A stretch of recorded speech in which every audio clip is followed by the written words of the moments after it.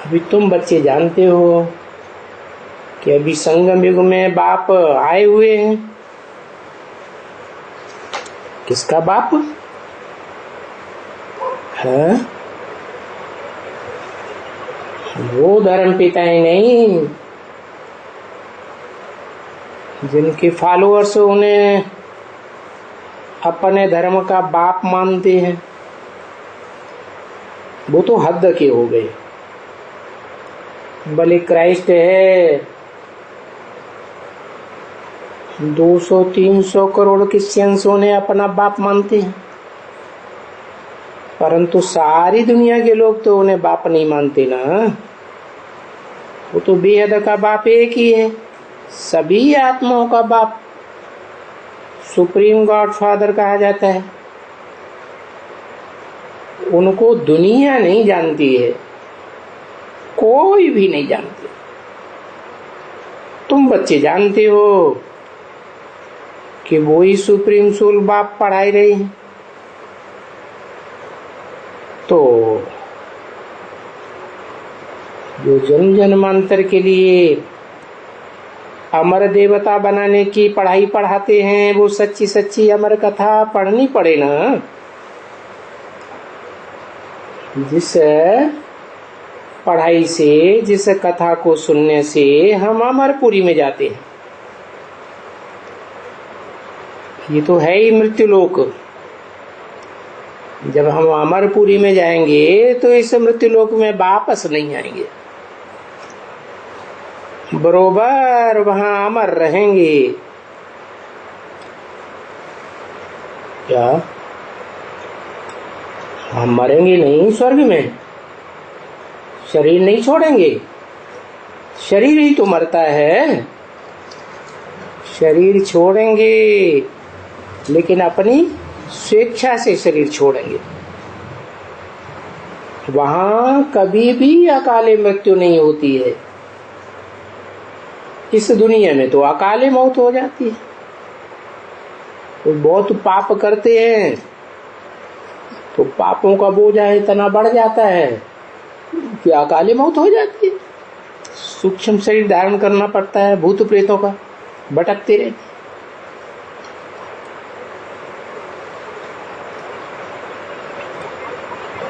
पीछे ये थोड़े ही होंगी मृत्यु आदि, ये सब भक्ति मार्ग में होता है।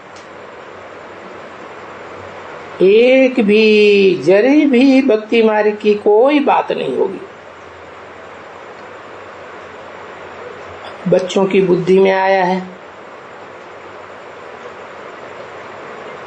कि एक बाप आकर जो ज्ञान देते हैं, तो एक के दिए हुए गीता ज्ञान से सतयुग त्रेता स्वर्ग स्थापन होता है। रामकृष्ण की दुनिया कही जाती है।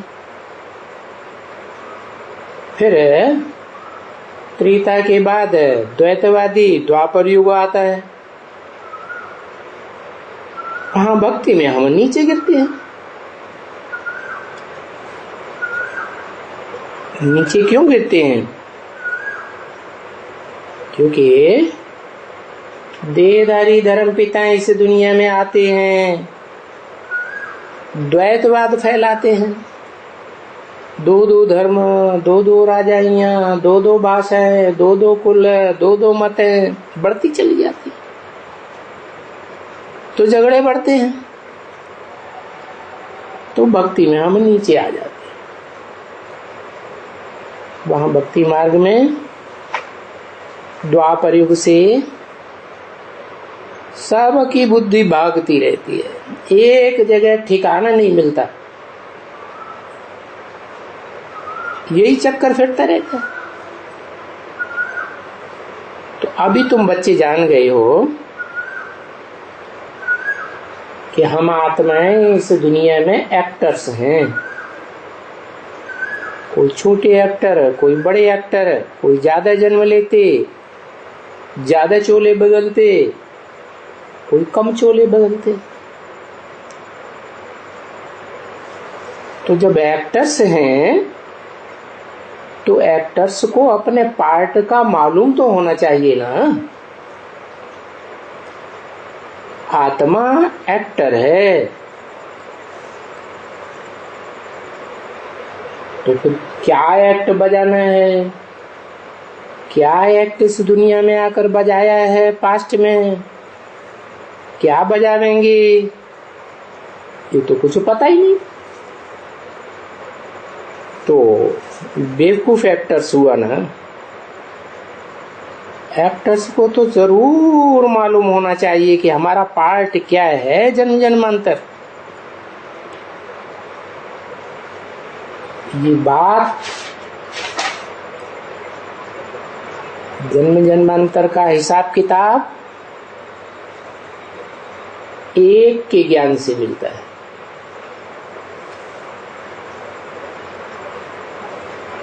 देखो वही एक्टर्स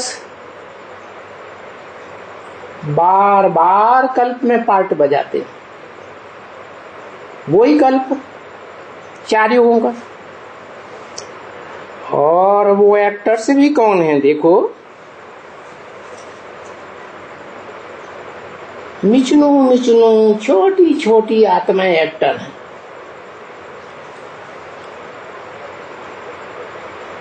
तो ये नई बातें सुनते हैं। अभी पुरुषोत्तम संगम युग में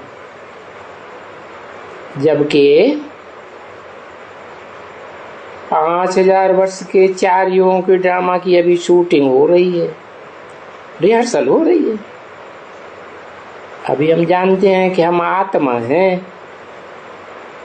पहले हम भी भक्ति मार्ग में थे, जानते नहीं थे, तो समझते थे हम देह हैं। कोई पूछता था कि तुम कौन हो, तो बताते थे हम नौजवान हैं, बुढ़े हैं, हम बालक हैं, मास्टर हैं, टीचर हैं। अब यहाँ बाप के पास आए हो तो तुम्हें नॉलेज मिली, ये टीचर है, ये डॉक्टर है, इंजीनियर है। ये तुम जब पैदा हुए थे तब थोड़े ही थे। तुम परमानेंट क्या हो?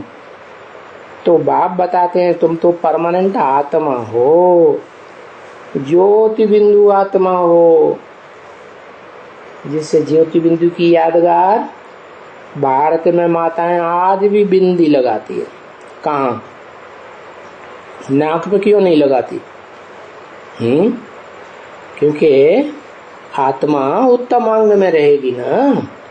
उत्तम अंग में ही भ्रकुटी है, भरी पूरी कुटी, जहाँ आत्मा रूपी राजा रहता है पूरे शरीर रूपी राज्य को कंट्रोल करने के लिए। तो ये नॉलेज बाप के पास है। कौन से बाप के पास है? धर्म पिताओं के पास नहीं है। हाँ, वो ब्रह्मा के पास भी नहीं। जिस ब्रह्मा से सारी दुनिया ब्राह्मण बनती है। क्या? सारी दुनिया ब्राह्मण बनेगी। सबको अपनी आत्मा का पार्ट का पता चलेगा। ये नॉलेज ब्रह्मा के पास भी नहीं है। किसके पास है? जो ब्रह्मा का भी बाप है, विष्णु का भी बाप है। कहा ही जाता है त्रिमूर्ति बाप, त्रिमूर्ति शिव है। क्यों कहते हैं त्रिमूर्ति शिव? है? शिव को मूर्ति होती है क्या? है? शिव तो खुद ही बिंदी है, सदा काल बिंदी है। वो तो कभी भी शरीर धारण करता ही नहीं, गर्भ से जन्म लेता ही नहीं। तो त्रिमूर्ति शिव क्यों कहते हैं? इसलिए कहते हैं कि वो जब इस सृष्टि पर आता है तो जिस मुकर्रर रथ में प्रवेश करता है वो रथधारी याद की शक्ति से बाप समान बनता है। कौन से बाप समान? शिव बाप के समान निराकारी, निर्विकारी, निरहंकारी बनता है।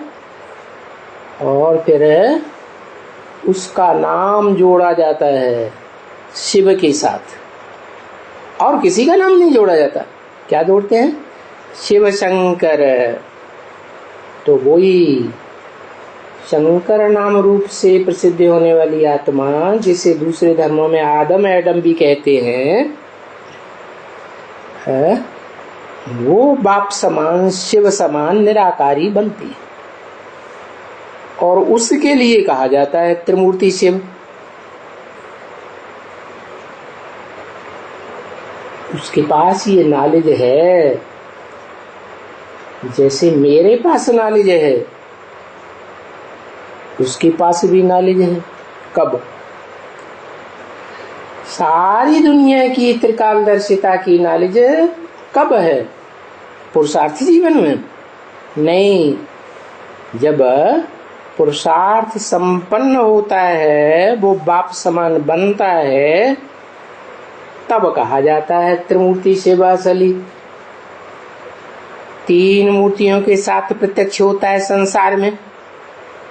जो आज भी झंडा गान करते हैं तो क्या कहते हैं? झंडा ऊंचा रहे हमारा। है कौन सा झंडा? 3 कपड़ों वाला? अरे ये कपड़े नहीं, ये शरीर रूपी कपड़े हैं 3 प्रकार के। 3 रंग दिखाए हैं ना। तो ये ब्रह्मा, विष्णु, शंकर, ये 3 आत्माओं की यादगार है, जो चिल्लाते रहते हैं विश्व विजय करके दिखलावे। अरे कपड़े का झंडा कोई विश्व विजय करता है क्या? तो ये सारी नॉलेज बाप के पास है, सारे ड्रामा की नॉलेज। कौन से बाप? कंबाइंड बाप है, निराकारी भी है और साकारी भी है। निराकार आत्माओं का बाप, और साकार मनुष्यों का बाप, सारी मनुष्य सृष्टि का बाप। तो सारे ड्रामा की नॉलेज उस एक ही कंबाइंड बाप में है, पर्सनालिटी एक ही है। तो जरूर बच्चों को भी ये नॉलेज होनी चाहिए, क्योंकि पहले तो ये नॉलेज बच्चों को नहीं थी, हैं? अब हो गई है। कोई कहेंगे इनको, इन बच्चों को क्यों हो गई? हम भी तो आत्मा हैं। तो बाप कहते हैं कल पहले भी जिन्होंने पहले पहचाना था बाप को, उन्हीं को नॉलेज देंगे ना। जिन्होंने पहचाना ही नहीं, उनको नॉलेज कैसे देंगे? तो तुम बच्चों ने पहले भी बाप को पहचाना था। बच्चे कहते आते हैं क्या? भक्ति मार्ग में कहते आते हैं ना, नहीं बाबा ये नॉलेज हमको नहीं है। भक्ति मार्ग में कहते थे ना। अभी भी पुरुषार्थी जीवन में क्या कोई बच्चा कहता है कि हमको पूरी नॉलेज है? अपनी आत्मा के अनेक जन्मों की नॉलेज है? नहीं। अरे बाप की भी नॉलेज नहीं है क्या? मनुष्य सृष्टि का जो बाप है उसके भी अनेक जन्मों की नॉलेज हमको नहीं है। तो बाप की रचना के आदि मध्य अंत की नॉलेज भी नहीं है? बाप रचयिता, रचयिता भी साकार। मनुष्य सृष्टि का बाप आदम, तो उसकी रचना भी सब साकार, साकारी शरीर धारण करने वाली आत्मा है। उनके आदि मध्य अंत की नॉलेज नहीं है। देखो वो अनेक जन्मों की नॉलेज किसी को है? तुम बच्चों में से किसी को है? नहीं। ड्रामा की ड्यूरेशन कितनी है ये भी किसी को नहीं मालूम। कह देते हो लाखों वर्ष। अरे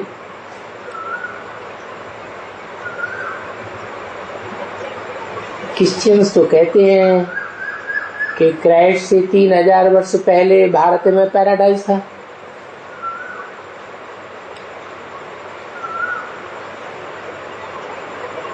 एक बड़ा भारी पुराण लिखा है, सबसे बड़ा पुराण कौन सा? महाभारत पुराण। उसमें भी लिखा है कि आज से 5000 वर्ष पहले महाभारत युद्ध हुआ था। 3 सेनाएं थी, यादव विदेशी, जिनके पेट में से मिसाइल से रूपी मूसल निकले, सारी दुनिया का खलासा कर दिया। चतुर्थ विश्व युद्ध, उससे पहले हुआ था तृतीय विश्व युद्ध। तो 2 विश्व युद्ध तो हो गए ना। अब तृतीय विश्व युद्ध सामने खड़ा है ना। बताते हैं 5000 साल पहले महाभारत युद्ध हुआ था। क्या वो पुराण में लिख दिया। लेकिन ये नहीं जानते कि भगवान द्वापर में आया था या कब आया था। गीता में तो लिखा है सर्वधर्मान परित्यज्य, सब धर्मों को त्याग दे। अब सब धर्मों को त्यागेगा तो सब धर्म पिताओं को नहीं त्यागेगा, त्यागना पड़े ना। और सब धर्म कौन से युग में होते हैं? द्वापर में होते हैं क्या? सतयुग त्रेता में होते हैं? सभी धर्म तो इकट्ठे होते ही हैं कलयुग के अंत में। तो ये कलयुग के अंत में जब भगवान बाप आते हैं तब ही 5000 वर्ष के ड्यूरेशन का ड्रामा पूरा होता है, तभी आकर के रिहर्सल कराएंगे। तो किसी को नहीं मालूम है ये जो ह्यूज ड्रामा है दुनिया का, इसकी टोटल आयु क्या है। गपोड़ा तो देखो कितने लगाते हैं। क्या सतयुग इतने लाखों वर्ष का, त्रेता इतना, द्वापर इतना, कलयुग अभी 40,000 वर्ष पड़ा है। प्रूफ प्रमाण कुछ भी नहीं। अरे सीधी सी बात है, मनुष्यों के पास जो ये द्वैतवादी दुनिया में मनुष्य रहते हैं, 2-2 धर्म 2-2 राज्य। स्वर्ग में थोड़े ही 2-2 राज्य 2-2 धर्म होते हैं। तो इस द्वैतवादी दुनिया की हिस्ट्री मनुष्यों के पास है। जब से ये दूसरे धर्म पिताएं मनुष्य के रूप में आए, उनको कितना टाइम हुआ? कहते हैं 2500 वर्ष हुआ। ये 2500 वर्ष की हिस्ट्री मृत्युलोक के मनुष्यों की है, तो जरूर 2500 वर्ष की हिस्ट्री और भी होगी जो मनुष्यों की नहीं है, देवात्माओं की हिस्ट्री। वो देवात्माओं की हिस्ट्री बाप आत्माओं का बाप सुप्रीम सोल गॉड फादर ही जानते हैं। वो ही आकर के बताते हैं क्या कि 5000 वर्ष का टोटल ड्रामा है। शास्त्रों में लिख भी दिया है, ब्रह्मा का दिन ब्रह्मा की रात। अरे तो रात दिन बराबर होगा ना? रात में तो भटकते रहते हैं, रास्ता नहीं मिलता। तो ये भटकने का टाइम हुआ। ये जो देहधारी धर्म पिताएं आते हैं, इब्राहिम, बुद्ध, क्राइस्ट, तो सारी दुनिया को भटकाते रहते हैं, किसी को कोई रास्ता नहीं मिलता। तो देखो ये हो गई ब्रह्मा की रात। और फिर जो भगवान दुनिया बनाते हैं, नई दुनिया, स्वर्ग की दुनिया, हेवनली गॉड फादर है ना, हेवन ही बनाएगा ना। तो वो दुनिया है 2500 वर्ष की, रामकृष्ण की दुनिया, जहां सुख ही सुख होता है। एक ही धर्म होता है दुनिया में, दूसरा कोई धर्म होता ही नहीं तो कोई बताए। इब्राहिम आकर के जब इस्लाम धर्म स्थापन करते हैं, उससे पहले किसी को पता है कौन सा धर्म था? किसी को पता नहीं, एक ही धर्म था। तो देखो कितने गपोड़े लगाए हैं शास्त्रों में। कहाँ 5000 वर्ष ड्यूरेशन और कहाँ लाखों वर्ष लगाई दिया। तो घोर अंधेरे में मनुष्य पड़े हुए हैं। इतना अंधेरा है कितना कि दुनिया का विनाश करने के लिए बारूद इतना इकट्ठा हुआ पड़ा है, फिर भी अंधेरे में। ऐसा तो पहले भी हुआ था, द्वापर में भी हुआ था, द्वापर के अंत में भी अगले अस्त्र थे। दुनिया ऐसे ही चलती रहती है। तो इसलिए इस समय गाया हुआ है क्या गाया हुआ है कि पास्ट में घोर अंधेरे में थे,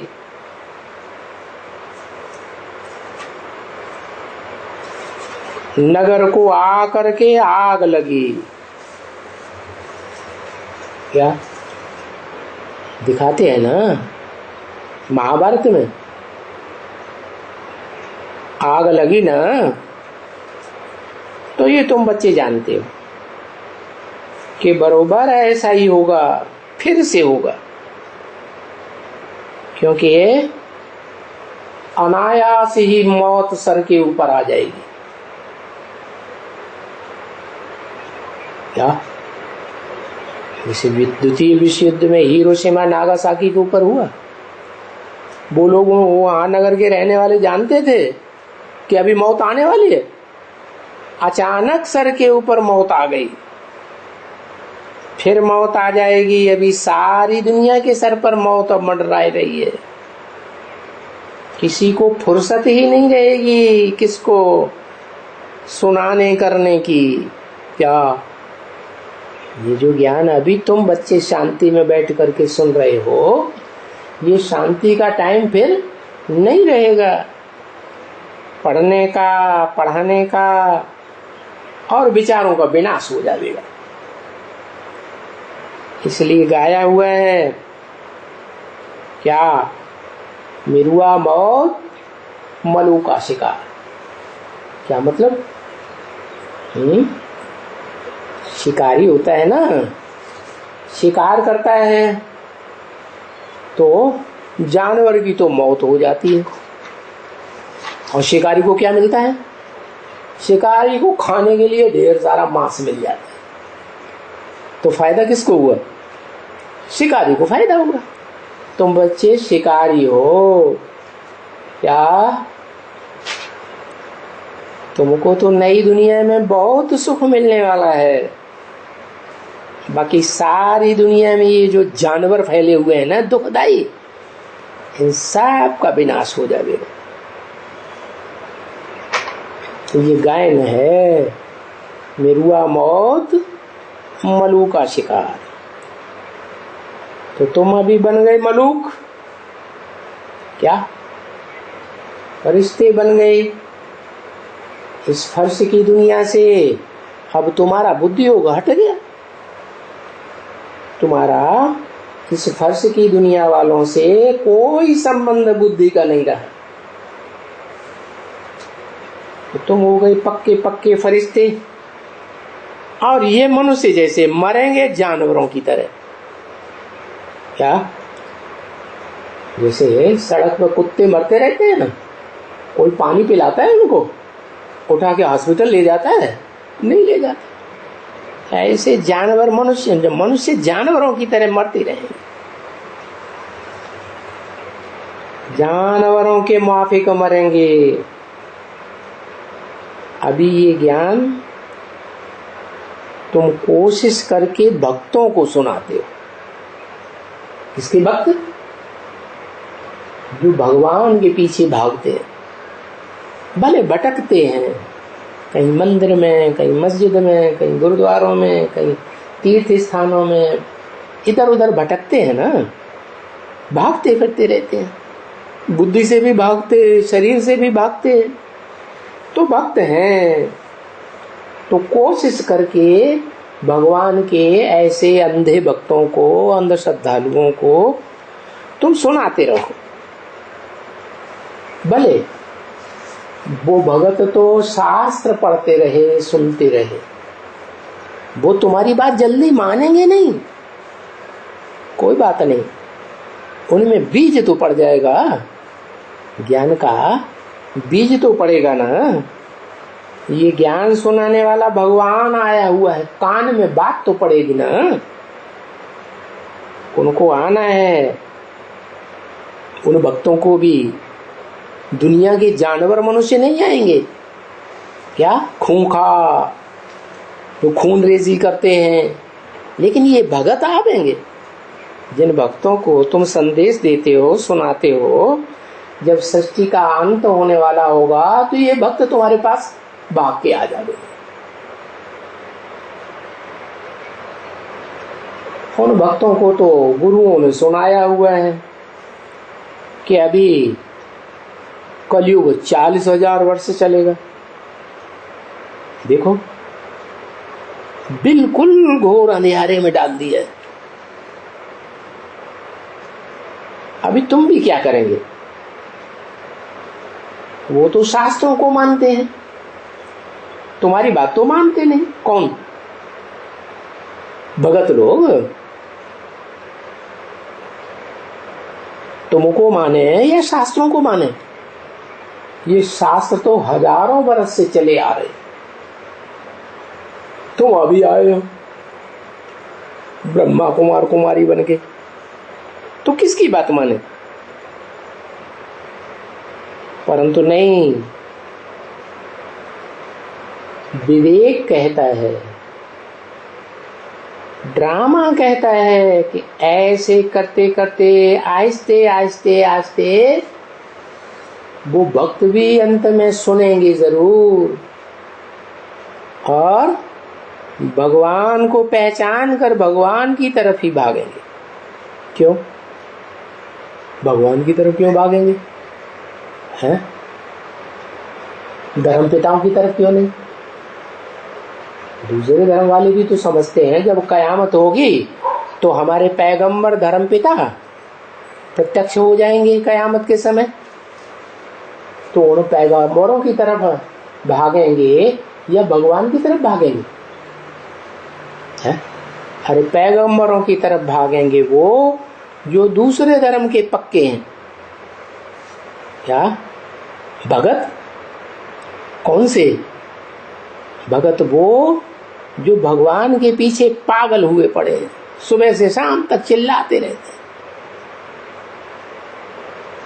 हैं। जैसे तुम भी आगे भक्ति मार्ग में भक्त थे ना,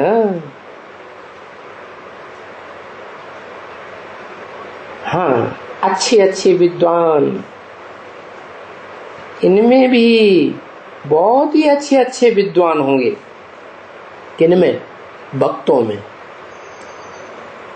जो भक्ति में होंगे, शास्त्र पढ़ते होंगे, ये दान पुण्य आदि तप आदि करते होंगे। अभी तुम जान गए हो, भक्तों ने तो नहीं जाना, धर्म पिताओं ने नहीं जाना, उनके फॉलोअर्स ने नहीं जाना। तुम ब्राह्मणों में से भी जो कच्चे कच्चे ब्राह्मण हैं, उन्होंने भी नहीं जाना। तुम बच्चे जान गए कि बाबा आया हुआ है। कौन? बाप नहीं बताया, बाबा आया हुआ है। बाबा माने साकार और निराकार का मेल। कैसा साकार? जो जन्म जन्मांतर सदा ही साकार ही रहता है, कभी निराकारी और आकारी सूक्ष्म शरीरधारी भूत प्रेत बनता ही नहीं, वो साकार। और निराकार कौन सा? जो सदा निराकार ही रहता है, भले इस साकार सृष्टि में आता है, साकारी मनुष्य तन में आता है,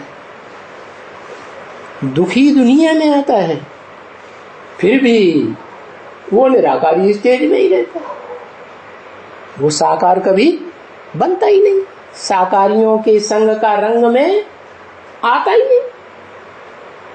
तो जो 100% साकार और जो 100% निराकार, उन दोनों के मेल को कहा जाता है ऊंचे ऊंचे बाबा, क्या जिसकी पूजा आज भारत में गांव गांव में, शहर शहर में, शिवालयों में होती है, जिसकी देश विदेश में जो भी खुदाइयां हुई हैं उनमें वो लिंग मूर्तियां मिलती हैं। वो यादगार है लिंग मूर्तियां। किस बात की? कि वो बड़ा लिंग रूप भी है, साकार भी है, और उसका जो सात्विक यादगार सोमनाथ मंदिर में बना था उसमें हीरा आत्मा की यादगार भी लगा हुआ, माने उसमें निराकारी आत्मा भी है जो सदा निराकार है, और उसमें साकार शरीरधारी भी है, दोनों कंबाइंड है। उनको तुम कहते हो क्या? बाप दादा। बिंदु बिंदु आत्माओं का बाप, और दादा कौन? जो बिंदु बिंदु आत्माएं हैं, भोगी आत्माएं हैं, सारी सृष्टि में भोगी आत्माएं, उन आत्माओं के बीच में बड़ा भाई। कैसा कैसा बड़ा भाई?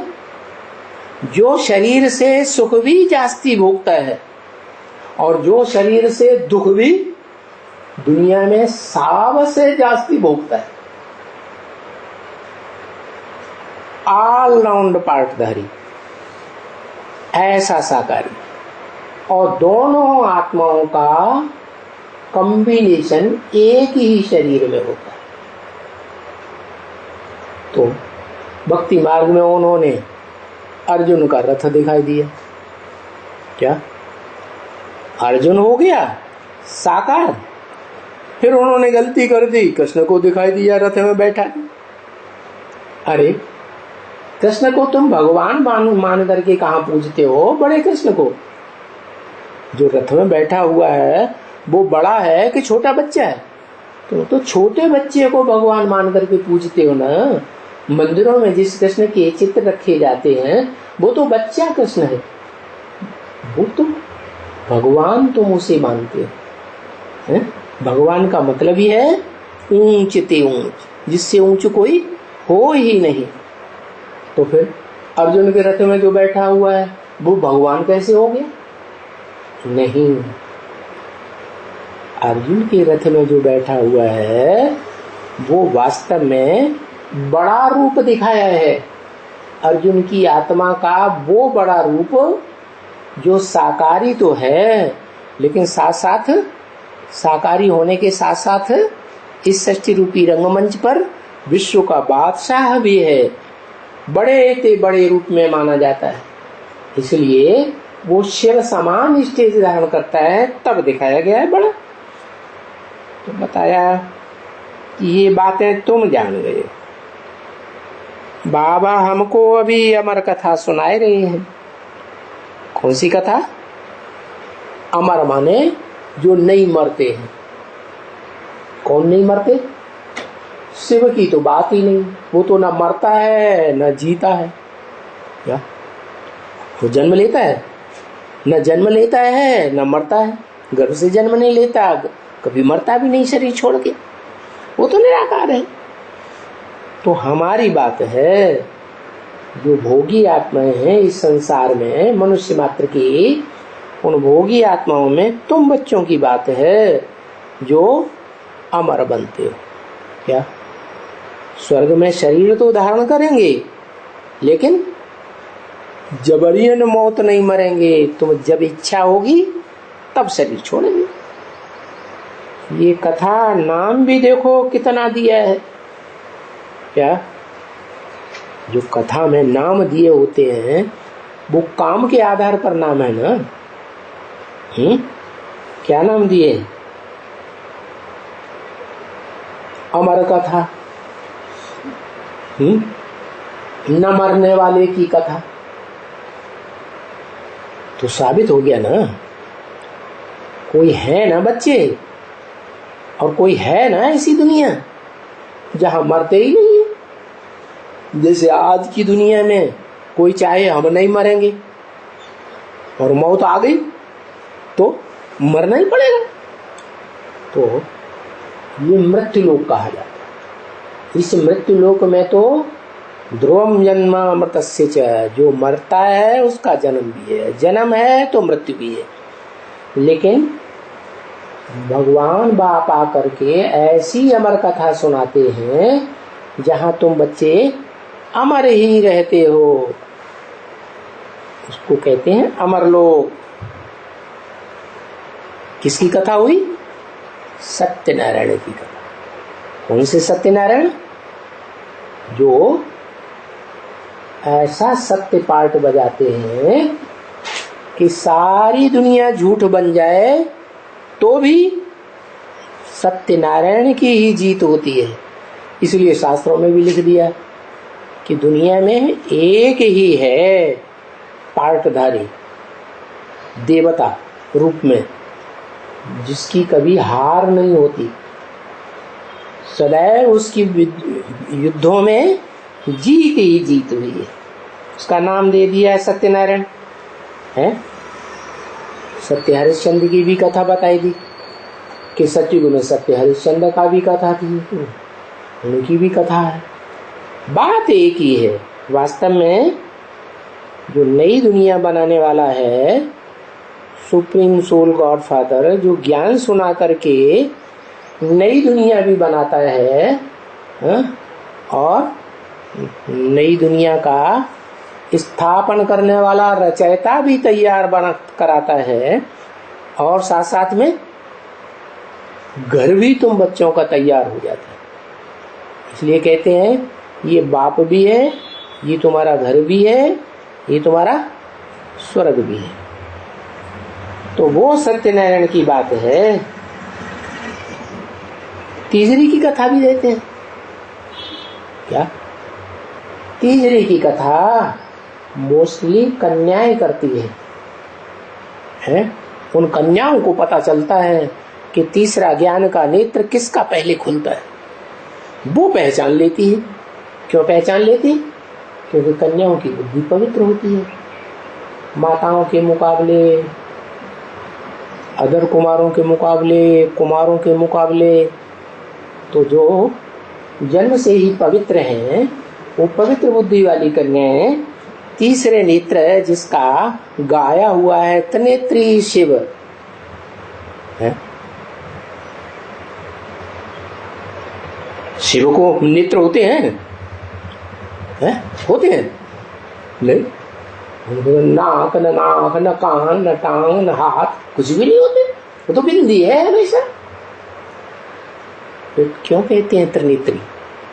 जिसमें प्रवेश करते हैं उसका तीसरा नेत्र ज्ञान का खुलता है। बुद्धि का नेत्र पवित्र बन जाता है शिव समान, तो उसको त्रिनेत्री कह दिया है। और भी कोई तुम्हारे पास है? और भी कोई कथाएं होंगी, क्योंकि हर एक भाषा में अलग अलग जुदा जुदा कथाएं हैं। आदम की कथा सुनाते हैं ना, बाकी वो कथा माना कहा जाता है कहानी, परंतु कहानी को कभी भी नॉलेज नहीं कहा जा सकता। क्या वो कहानी सुनाते हैं लैला मजनू की, शीरी फरहाद की है? शीर का बाप राजा था, फरहाद जो है वो शीरी पर फिदा हो गया, शीरी फरहाद पर फिदा हो गई। बाप राजा वो ऐसे भिखमंगे को क्यों दे देगा अपनी कन्या? तो उसने ऐसी बात रख दी कि ये पहाड़ काट के लाओ नदी उस पार से, तो तुम्हारी शादी करते। अब पहाड़ कैसे कोई काटेगा? है ये इस दुनिया के पहाड़ काटने की बात पत्थरों की दुनिया है। क्या दुनिया कैसे लोगों की है? पत्थर बुद्धि लोगों की दुनिया है। ये सब पत्थर बुद्धि लोगों की दुनिया को काट करके जो नदी है, कौन सी नदी? कौन सी नदी पहाड़ से गुजरती हुई आती है, पहाड़ों को काटते हुए और फिर सागर में गिरती है? ब्रह्मपुत्र नदी। तो कहानी है, वास्तव में उसका अर्थ भी बाप आकर बताते हैं। उसको नॉलेज नहीं कहेंगे। कहानी माने पिछले पास्ट की सुनी हुई कहानी बैठ करके सुनाते हैं। जैसे ये भी कहानियां हैं, सत्यनारायण की कहानी, तिजोरी की कथा, अमर कथा, तो शंकर ने पार्वती को सुनाई, ये शास्त्रों की कहानियां हैं ना। वैसे उन धर्म पिताओं के धर्म के फॉलोअर्स भी वो कहानियां सुनते रहते हैं पास्ट की कहानियां। देखो क्या, देखो माने उनकी गहराई को परखो, पास्ट की है या नहीं। अभी जो पास्ट का था वो अभी प्रेजेंट हुआ है क्या?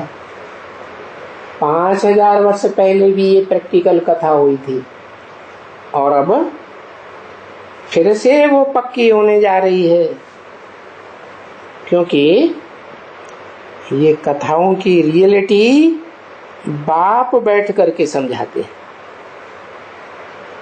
क्या बाप ने ये सुनाई थी पहले भी, कल्प पूर्व, उस समय भी लड़ाई लगी थी है?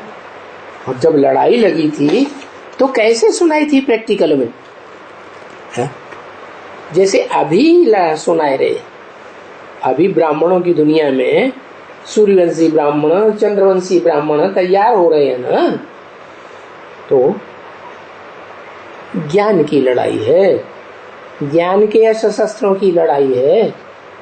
भगवान बाप कोई हिंसक युद्ध कराएंगे क्या? उन्होंने तो हिंसक युद्ध दिखाई दिया। तो ये प्रैक्टिकल में कथा सुनाए रही है। 27-5-67 की वाणी का 3रा पेज। बाप कहते भी हैं, बच्चे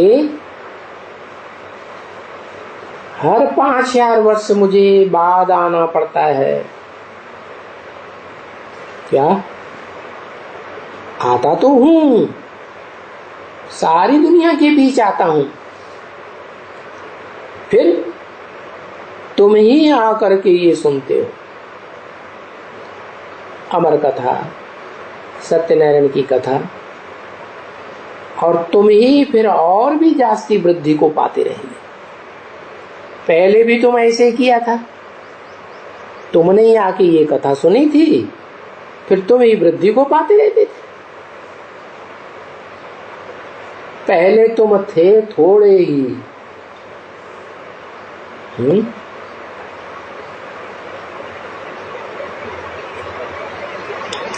क्या थोड़े थे? माने भक्ति मार्ग में थे? भक्ति मार्ग में तुम भी नहीं थे। शुरुआत में तुम थोड़े ही थे सब। बाप आते हैं तो कितने होते हैं?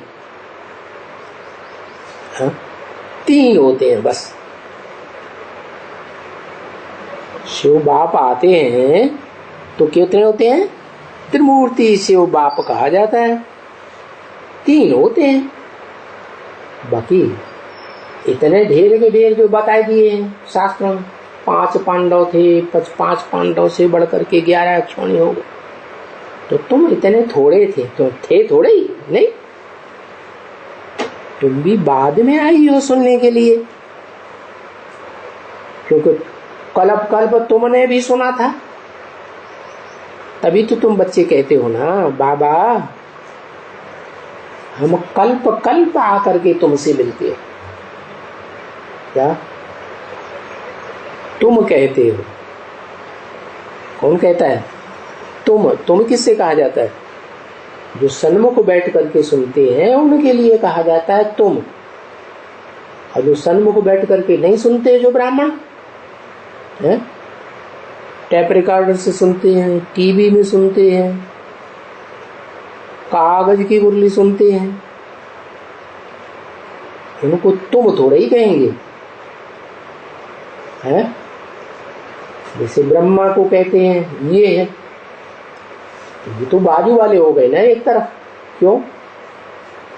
क्योंकि मैं तुमको सुनाने के लिए आता हूं। तुम समझदार बच्चे हो, तुम बाप को पहचानते हो, ये थोड़ा ही पहचानता है? ये ब्रह्मा पहचानता है क्या? यज्ञ के आदि में भी इनको साक्षात्कार हुए, तब इन्होंने पहचाना क्या कि बाप कौन है? पहचाना था? है? नहीं पहचाना। तो जब इन्होंने ही नहीं पहचाना ब्रह्मा ने, दादा लेखराज ने, तो इनको फॉलो करने वाले ब्राह्मण कहां से पहचान लेंगे? तो तुम बच्चे कहते हो बाबा हम कल्प कल्प आपसे आकर के मिलते हैं। क्या? प्रैक्टिकल में आके मिलते हैं। यहाँ ऐसा टुकड़ी में भी हम कल्प कल्प आए हैं। टुकड़ी मैंने छोटी छोटी पार्टियां बनाकर आए हैं, आगे भी जरूर आए हैं। और बाबा बोलते हैं हाँ बच्चे बरोबर आए हो, जरूर आए हो, तभी तो कथा सुनते हो, नॉलेज सुनती हो ना। और ये नॉलेज भविष्य के लिए सुनती हो। क्या? ऐसे नहीं कि तुम ये नॉलेज कोई इस दुनिया के लिए, इस दुनिया की प्राप्ति के लिए, सिद्धि के लिए, सफलता के लिए सुनते हो। नहीं, कहाँ के लिए सुनते हो? भविष्य के जन्मों की प्राप्ति के लिए सुनते हो। और ये भी नहीं कि शरीर छोड़ देंगे फिर बाद में जन्म लेंगे तब के लिए सुनते हो। नहीं, इसी जन्म में इसी शरीर से ये पुरानी दुनिया में नई दुनिया स्थापन होगी। पुरानी दुनिया के बीच मैं स्वर्ग का वर्षा देता हूं। उस स्वर्ग की दुनिया में तुम भविष्य कहेंगे। अभी तो वर्तमान में हो, अभी तुम्हारा पुरुषार्थ जीवन में है। भविष्य में तुम्हारा प्राप्ति का जीवन होगा, तो वहां से 21वां जन्म तुम्हारा शुरू हो जाता है। तो बुद्धि कहती है, क्या? बुद्धि माने मन बुद्धि रूपी आत्मा कहती है कि हम बाप द्वारा भविष्य के लिए प्राप्ति करते हैं, इस जन्म के लिए नहीं। बहुत से बुद्धू बच्चे ऐसे भी हैं, अरे हम इतने दिन से ज्ञान में चल रहे हैं, तन मन धन सारा स्वाहा किया, सारा परिवार ज्ञान में आया, और हमारे परिवार में ऐसी आफत क्यों आ गई? इतने मर गए, उतने मर गए। अरे बाप कहते हैं इस जन्म का जो तुम्हारा हिसाब किताब है वो पूर्व जन्मों से कनेक्टेड है। पूर्व जन्मों में तुमने जो जैसे कर्म किए हैं उसका हिसाब किताब तुमको यहीं इसी जन्म में भुगतना पड़ेगा, पुरुषार्थी जीवन में। जब तुम संपन्न स्टेज प्राप्त करेंगे तब तुम भविष्य में प्राप्ति करेंगे। तो तुम जो वर्षा पाते हो भविष्य जन्म जन्मांतर के लिए पाते हो, ले रहे हो, क्योंकि बाबा बेहद का है। क्या? हद की दुनिया का नहीं है। और वो बच्चे सभी हद वाले हैं जो दुनिया में बैठे हुए, जिन्होंने बाप को नहीं पहचाना है। क्या? तुम बेहद की ब्राह्मणों की दुनिया में पुरुषार्थ कर रहे हो, बाबा हमारा बेहद का है। क्या? बाबा हमारा बेहद का बाबा है और हम बच्चे भी बेहद के बच्चे हैं। बेहद की हमारी पढ़ाई है और बेहद का हमारा सन्यास। उन सन्यासियों का जो सन्यास होता है वो तो हद का है। हद का घर बार छोड़ते हैं, बाल बच्चे बीवी छोड़ते हैं, जंगल में जाके बैठते हैं। हम क्या करते हैं? हम तो इस दुनिया को ही बुद्धि से याद करना बंद कर देते हैं। जैसे ये सारी दुनिया कांटों का जंगल है, दुखदाई है, भले तुम बच्चों में ये बात अभी नंबरवार बुद्धि में बैठती है कि ये दुनिया दुखदाई है, ऐसा कांटों के जंगल में सब दुख देने वाले हैं, लेकिन आगे चल करके तुम्हारी बुद्धि में भी पक्का बैठ जाएगा कि इस दुनिया में कोई किसी का नहीं है, सब दुखदाई है। तो तुमको बेहद का सन्यास कहा जाता है। सब बेहद की बातें, बेहद द्वारा बेहद की बात तुम सुनते हो और बेहद सुख तुम भोगते हो। क्या? कैसा सुख? जैसा सुख राम कृष्ण की दुनिया में भी सतयुग त्रेता में नहीं होगा, ऐसा बेहद का सुख। राम कृष्ण की दुनिया में भी ज्ञान इंद्रियों का सुख होगा। क्या? लेकिन तुम बच्चे कौन सा सुख भोगते हो? अतीन्द्रिय सुख भोगते हो, जहां इंद्रियों की दरकार है ही नहीं, बेहद का सुख। तो देखो, हद वालों से हद का दुख देखा। हद की दुनिया वालों ने तुम्हें क्या दिखाया? हद का दुख। और बेहद वालों से अभी बेहद का दुख मिलता है। क्या?